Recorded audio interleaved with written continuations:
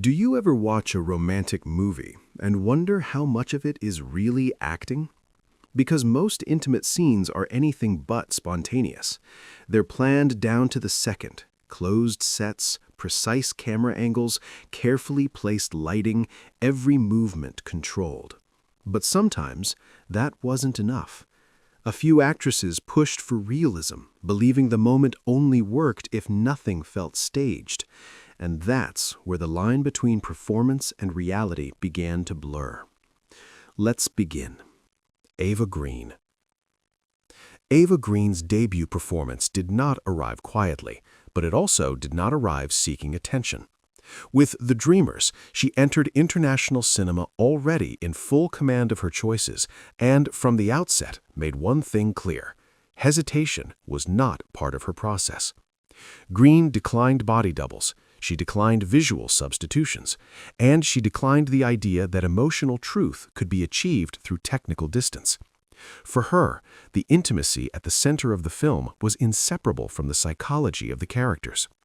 On The Dreamers required continuity, emotional states that could not be broken by cutaways, framing tricks, or symbolic avoidance. The vulnerability needed to feel uninterrupted.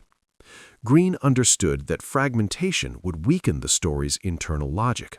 The choice to remain fully present was therefore structural, not sensational. Importantly, the decision was not impulsive, nor was it framed as rebellion or provocation.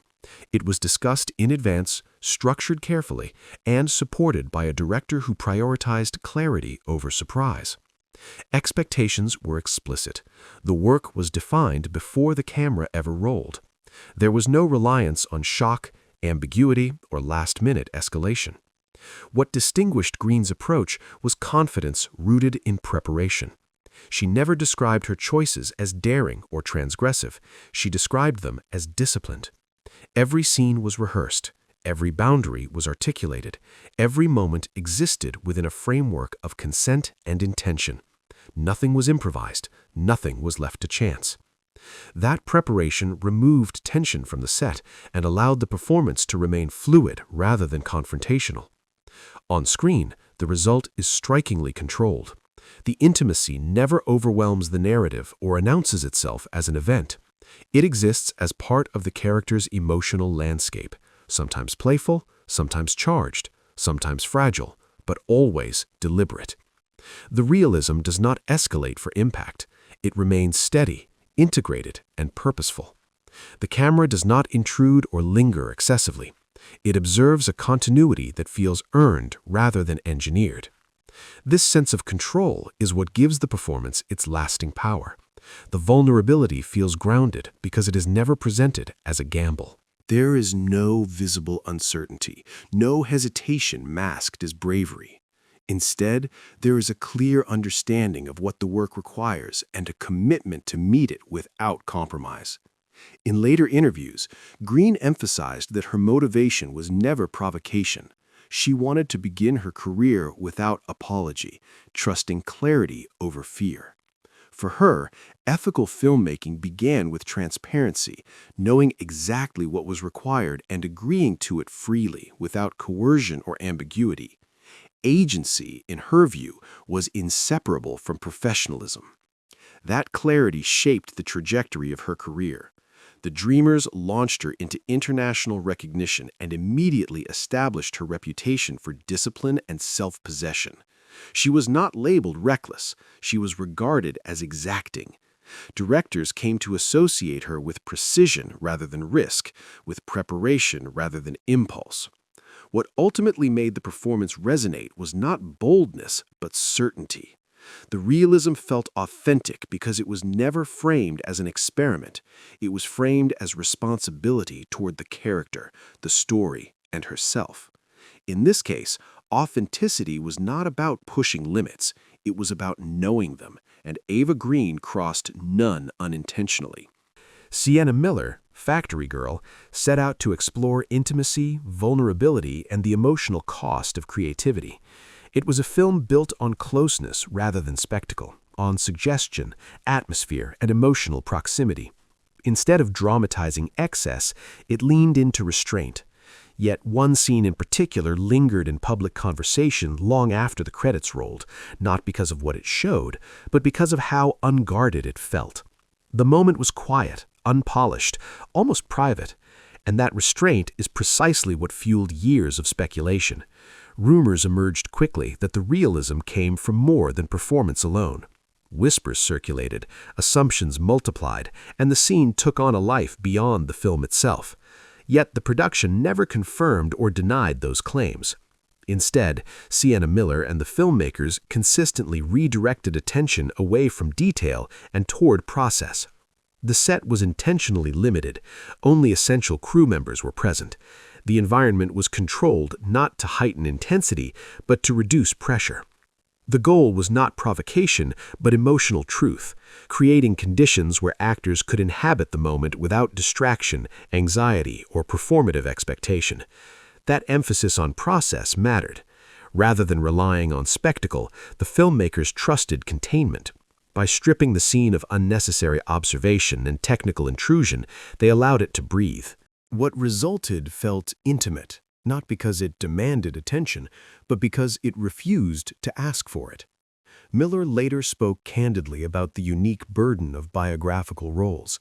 Portraying a real person, she explained, requires a form of exposure that goes beyond surface imitation. It demands empathy without indulgence, restraint without detachment, and a willingness to sit inside discomfort rather than perform around it. Authenticity, for her, was not about intensity or explicitness.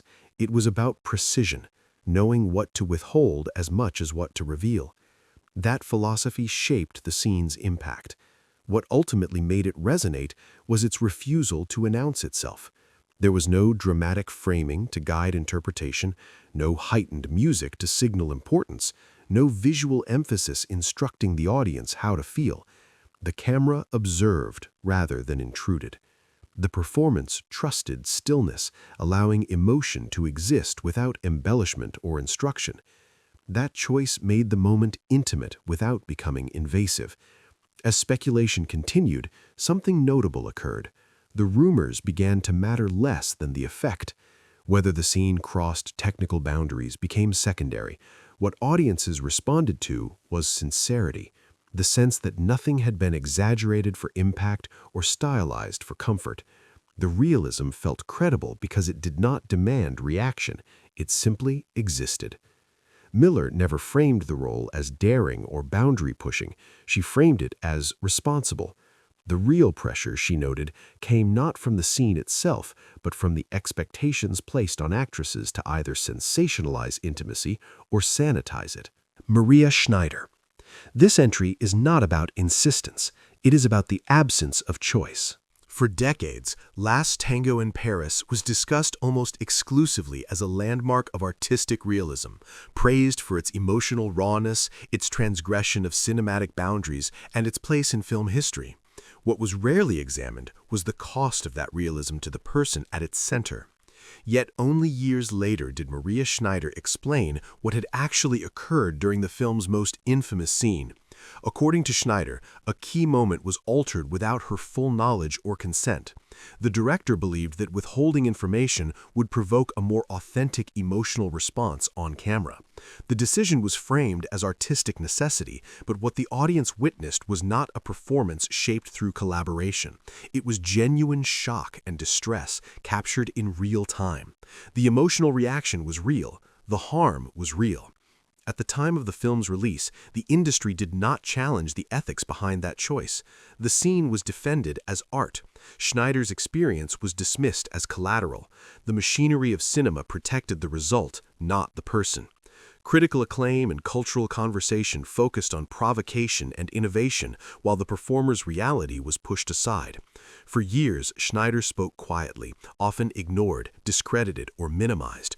She later described how the experience shattered her sense of safety on set and permanently altered her relationship with acting. Trust in the industry eroded, Opportunities narrowed. The trauma did not remain confined to a single film. It followed her through her career and into her personal life. The cost of that moment extended far beyond what audiences ever saw. Only decades later did attitudes begin to shift. Filmmakers, critics, and audiences finally began to acknowledge that realism pursued without consent is not artistic courage, it is exploitation. Schneider's testimony became central to broader conversations about transparency, performer agency, and ethical responsibility in filmmaking. Her words reframed the film not as a triumph of honesty, but as a failure of care. Her legacy is therefore complex. Last Tango in Paris remains historically significant, but it also stands as a cautionary example of what happens when power replaces collaboration. Schneider did not reject realism as an idea. She was denied the right to participate in it on informed, voluntary terms. Out of that failure came change, clearer disclosures, closed set protocols, stronger advocacy for performer consent and protection. Today, Schneider's experience is frequently cited in discussions about ethical filmmaking, not to erase the past, but to prevent its repetition. Her story draws a necessary line between authenticity and abuse, between art that challenges and art that harms. This entry matters because it marks that line, a moment where the industry was eventually forced to confront the difference between realism and damage. Realism without consent is not bravery, it is harm. Chloe Sevigny. When The Brown Bunny premiered, the reaction was immediate and unusually personal. Audiences were not responding to violence, shock tactics, or sensational provocation. They were reacting to something rarer and more destabilizing, emotional honesty presented without cinematic insulation. The discomfort didn't come from excess, it came from proximity. At the center of the controversy was Chloe Sevigny, whose performance included a moment that felt strikingly real, precisely because it was never designed to feel safe. Sevigny agreed to perform the scene without the traditional buffers cinema often relies on. No body doubles, no visual substitutions, no editorial sleight of hand. The director wanted the moment to exist as an extension of grief, not as a spectacle. Sevigny understood that distinction clearly. Her decision was not impulsive or reckless, it was rooted in trust and artistic alignment. She knew the reaction would likely be harsh, even unforgiving, but she believed in the emotional truth of the work. The scene was meant to communicate loss, longing, and vulnerability, not to provoke outrage. Its realism was intentional, not accidental. What followed was not a brief scandal, but a prolonged reckoning. Interviews fixated on a single scene rather than the film as a whole. Headlines reduced a complex interior performance to a talking point. For years, discussion of The Brown Bunny centered less on narrative or character and more on speculation about regret, judgment, and professional consequences. Many assumed Sevigny's career would suffer irreparable damage. It didn't. Instead, Sevigny continued working steadily, often gravitating toward projects that resisted mainstream expectations. She didn't retreat from her choice or attempt to soften it in retrospect. Rather, she reframed the conversation. In later interviews, she explained that her decision came from conviction, not provocation. She described the film as emotionally sincere, grounded in grief and vulnerability rather than transgression. The discomfort audiences felt, she suggested, came from how close the camera allowed them to be, not from anything excessive. Over time, the narrative shifted. The scene became less about controversy and more about agency. It forced difficult conversations about boundaries, consent, and the responsibility placed on performers to manage audience discomfort. Sevigny had not crossed a line unknowingly or been misled. She entered the work with clarity, preparation, and consent, fully aware of the implications. What ultimately gave the performance its endurance was not its explicitness, but its refusal to aestheticize pain. There was no spectacle to distract the viewer, no stylistic distance to soften the moment.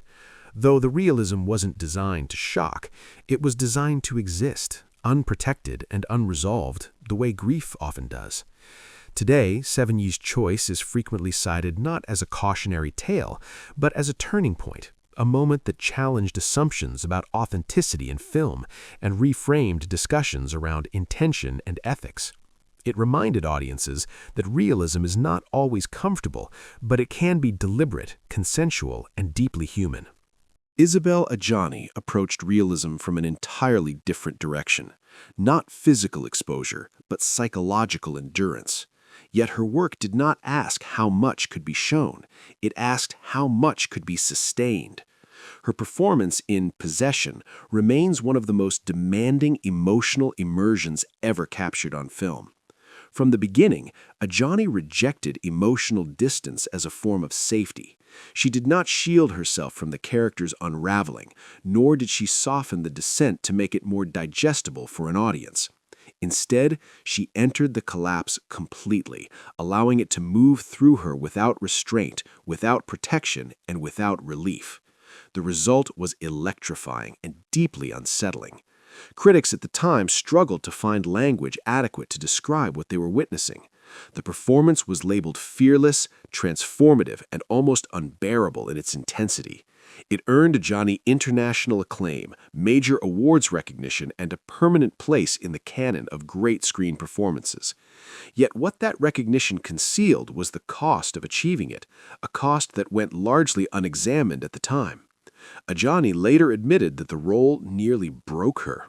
The process was emotionally exhausting and psychologically destabilizing, requiring significant recovery after filming ended. The realism in Possession does not come from explicit imagery or narrative shock. It comes from how completely Adjani surrendered to the character's psychological fragmentation. There is no protective layer separating actor from role, no emotional shorthand to suggest distress without fully inhabiting it. What the audience witnesses is not simulation, it is sustained immersion. There were no shortcuts, no relief valves, no moments of detachment.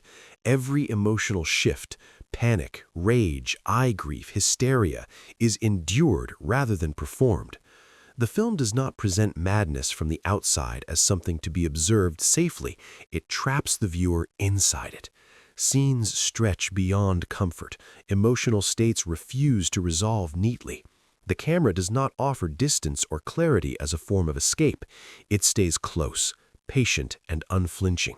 That endurance is what makes Possession so difficult to watch and so impossible to forget. What sets Adjani's work apart is the absence of spectacle. The film never romanticizes her suffering or aestheticizes collapse.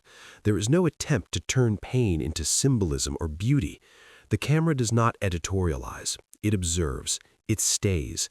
It allows moments to unfold past the point where most films would cut away from mercy or restraint.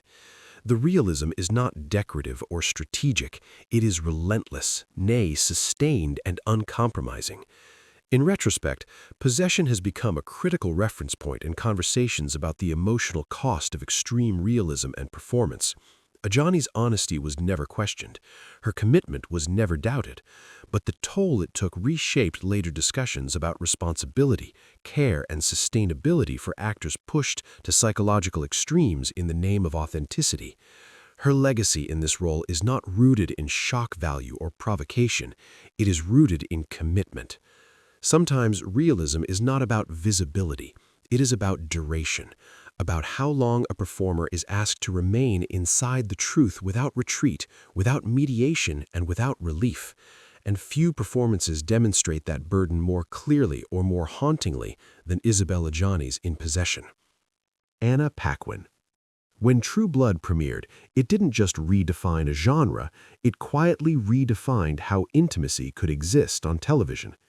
At the center of that shift was Anna Paquin, whose approach emphasized sincerity over spectacle and professionalism over provocation. From the beginning, Paquin viewed intimacy as an extension of character development, not an event designed to arrest or shock the audience.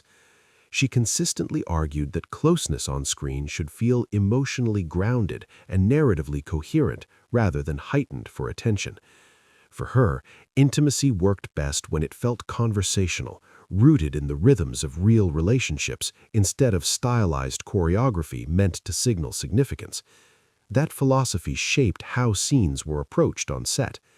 Paquin favored reducing artificial barriers between performers, not to blur boundaries, but to strengthen trust. The focus stayed on emotional continuity rather than visual emphasis. What mattered was how a moment fit into the characters' lives, not how it landed as a standalone spectacle.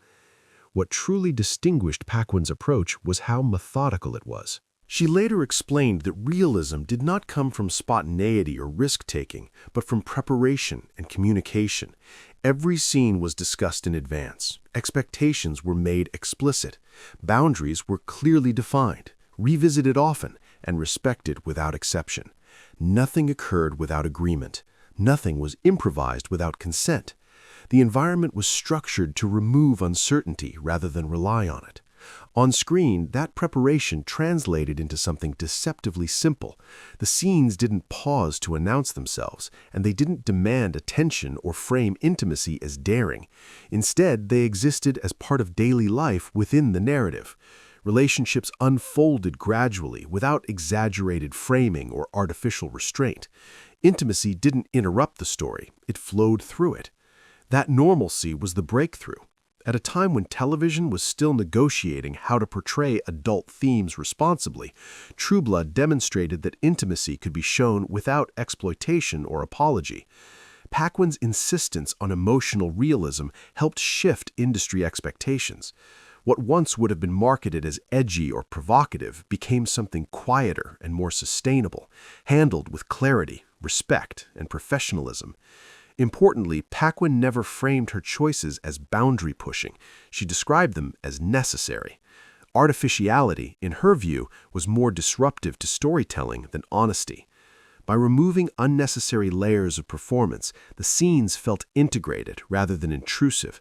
The realism came not from excess, but from restraint. The influence of that approach extended far beyond the series itself. As the industry evolved, subsequent shows adopted similar practices: clearer communication, consent-driven choreography, and a focus on emotional truth over visual provocation. What had once been treated as exceptional gradually became expected. Paquin didn't change television by challenging limits. She changed it by removing what never needed to be there, and in doing so, she helped the medium mature toward a place where intimacy could exist without explanation, and realism could feel routine rather than radical. Greta Scacchi. Never interested in moments engineered to provoke reaction or generate headlines, when a role required truth, her approach was grounded in preparation. Scenes were discussed thoroughly in advance, and escalation. For Scacchi, realism depended on clarity, not risk. Getting it into suggestion, exaggerating it into spectacle, or distancing it through technical tricks. Crucially, Scacchi never framed her choices as bold declarations. There were no interviews courting controversy. To her, it was not a separate category requiring justification. It was simply part of storytelling, nor retreated from honesty. That balance allowed her to reshape expectations quietly. It wasn't a scene or a film, but a philosophy sustained across a career. She demonstrated that real intimacy was more vivid than anything faked could highlight. What was your favorite moment from the video? Was it unsettling, surprising, or impossible to forget? Let us know in the comments. We read everyone. And if you want more deep-cut Hollywood, Lauren Lee Smith. Jens's Lie With Me approached intimacy not as decoration, but as character language. From the earliest planning stages, the filmmakers established a guiding principle that shaped every creative decision. Privacy would matter more than provocation. That philosophy didn't just influence the look of the film. It defined the conditions under which Lauren Lee Smith's performance could exist. Rather than exaggerating or sensationalizing intimacy, the film treated it as an extension of emotional experience. Desire, closeness, and vulnerability were not staged as events meant to interrupt the narrative. They were allowed to function as behavior. Smith and her co-star worked within clearly defined boundaries, with expectations laid out long before cameras rolled. The set was restricted, communication was constant, nothing was rushed, and nothing existed solely to confront or test the audience. Smith later explained that trust was the foundation of the entire process. Each scene was discussed in advance, not only in terms of logistics, but emotional intent. Context mattered. Purpose mattered. There was no pressure to escalate, no expectation to shock, no sense that realism had to be proven through intensity. The goal was coherence, ensuring that every moment served the characters rather than the camera. On screen, the result is strikingly quiet. The film avoids dramatic cues that typically signal importance. Moments linger without emphasis. Silences are allowed to stretch. Emotional shifts unfold gradually instead of erupting on command. What audiences responded to was not force, but restraint. The realism felt lived in because it refused to perform realism for effect. The nothing announced itself as daring, it simply existed. At the time of release, much of the public conversation overlooked that care. Discussion fixated on surface elements rather than process, flattening a deliberate approach into something it was never meant to be. But as years passed, the performance endured precisely because it avoided spectacle. The film did not ask to be validated. It trusted its own tone and let the work speak quietly for itself. In interviews, Smith described the role as liberating rather than uncomfortable. The clarity of intention allowed her to explore vulnerability without distortion or pressure. She did not feel pushed toward limits or framed as a provocation. The environment supported purpose instead of testing endurance. That distinction matters. Lie With Me remains a reference point, not because it was extreme, but because it was controlled. It demonstrated that realism does not require excess and that intimacy can exist on screen without becoming confrontational or performative. Sometimes realism doesn't announce itself, it doesn't escalate, it doesn't ask permission, it simply refuses to pretend.